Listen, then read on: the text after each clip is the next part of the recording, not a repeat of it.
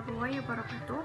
Sebelumnya perkenalkan, nama saya Nila Quratul Uyun, NIM 3618014 dari Prodi Manajemen Dakwah IAIN Pekalongan.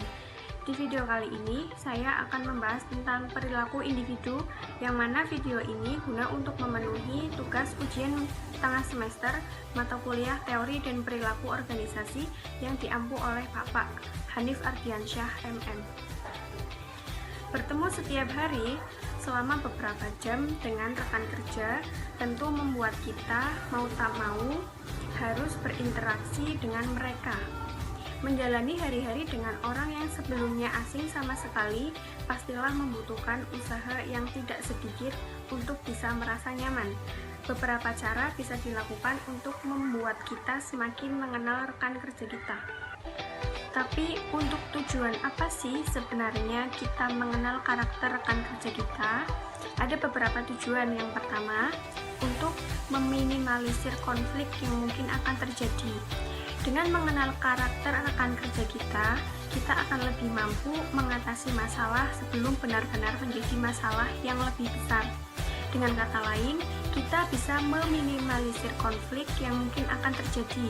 Memahami karakter rekan kerja juga memberikan kita peluang untuk lebih bisa mengambil tindakan yang tepat jika terjadi masalah dengan salah satu di antara mereka.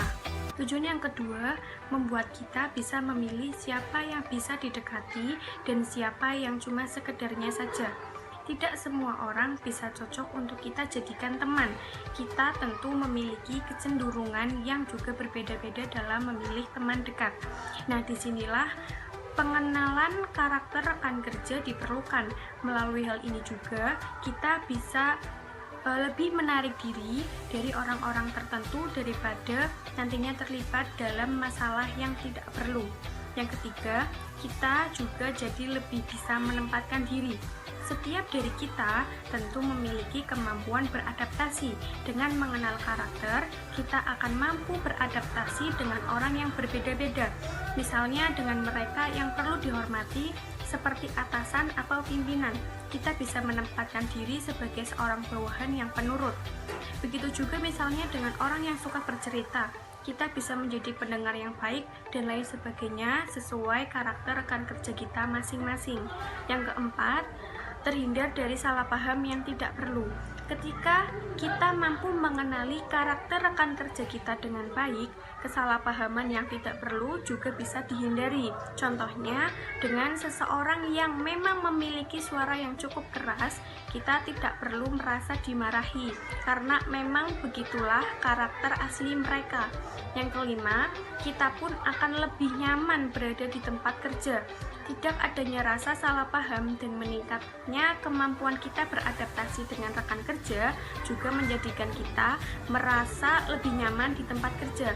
Kerjasama lebih mudah terjalin sehingga kinerja kita pun akan meningkat.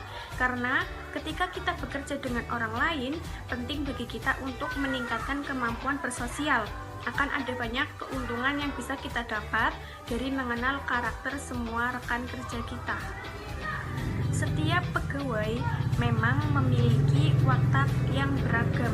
Ada yang pandai berargumentasi, ada yang pendiam, ada yang disiplin, ada yang kerja semaunya, dan lain sebagainya, yang semuanya tetap ingin mencapai tujuan kerja, yakni kerjaan selesai. Perbedaan watak menjadi kunci utama pengusaha atau manajer dalam mengendalikannya agar mereka mau mengikuti aturan perusahaan, setidaknya bisa diajak disiplin. Ajakan-ajakan dengan metode pendekatan bisa menjadi pilihan yang luas dan sederhana untuk mengubah kebiasaan buruknya menjadi kebiasaan yang menguntungkan bagi perusahaan dan tentu saja bagi dirinya sendiri. Kebanyakan pihak manajer atau psikolog mudah yakin dengan alat tes psikologi yang diselenggarakan pada saat rekrutmen, padahal alat tersebut hanya memberikan pengungkapan yang belum tentu akurat. Bisa saja pegawai tersebut bekerja dengan semangat dan senyum, padahal pikiran dan perasaannya tidak mencerminkan apa yang dia tunjukkan. Ketahui lebih mendalam pikiran, perasaan, keinginan, dan keperluannya dengan berinteraksi. Ada beberapa metode yang mungkin bisa kita terapkan di perusahaan kita agar pegawai atau karyawan dalam perusahaan kita mau disiplin sesuai aturan perusahaan. Yang pertama, pantau pegawai dalam beberapa kesempatan tanpa diketahui oleh pegawai tersebut bahwa dia sedang dipantau. Pemantauan ini untuk melihat bagaimana pegawai menunjukkan sikap kerjanya setiap hari bahkan setiap saat. Dari sinilah manajer bisa menggambarkan atau menilai kinerjanya. Yang kedua, telaah sifat batin atau temperamen. Poin ini yang paling sering diabaikan oleh perusahaan sebab dianggap sebagai hal yang tidak penting mengetahui sifat seseorang, padahal tindakan ini memiliki pengaruh yang sangat signifikan agar terjalin komunikasi dua arah. Yang ketiga, cari tahu persoalan pegawai, entah itu persoalan kerja atau bahkan persoalan pribadi, harus diketahui pihak manajer agar dicarikan pemecahan masalahnya. Ketidakpedulian pada hal ini akan mengakibatkan pembangkangan pegawai. Keluh kesah pegawai bahkan dapat merusak kredibilitas perusahaan jika pegawai tidak dapat mengendalikan diri ketika berhubungan dengan klien. Yang keempat, komunikasi dua arah. Setelah memahami karakter dan permasalahan pegawai, ajak pegawai untuk berdiskusi. Yakinkan bahwa segala rahasia masalah yang dipendam pegawai dapat menjadi rahasia berdua antara satu orang manajer dengan satu pegawai yang bersangkutan, kemudian dicarikan solusi yang tepat. Komunikasi dua arah juga dapat memperkecil peluang kesalahpahaman. Yang kelima, jadikan pegawai sebagai tenaga yang produktif sesuai dengan keahliannya dan dapat dipercaya. Pemberian tanggung jawab kepada pegawai sekaligus memberikannya kepercayaan membuatnya dapat menyalurkan bakat keahliannya. Terlebih jika seorang pegawai yang sudah lama berkutat pada job yang itu-itu saja dapat membuat kejenuhan yang luar biasa. Yang keenam, kembangkan pola pikir pegawai tentang ritme pekerjaan yang searah dengan tujuan perusahaan. Berikan pemahaman bahwa bekerja bukan hanya menjadi hal yang rutin dan monoton, tetapi juga saling bergandengan tangan dengan perusahaan untuk mewujudkan visi dan misi perusahaan.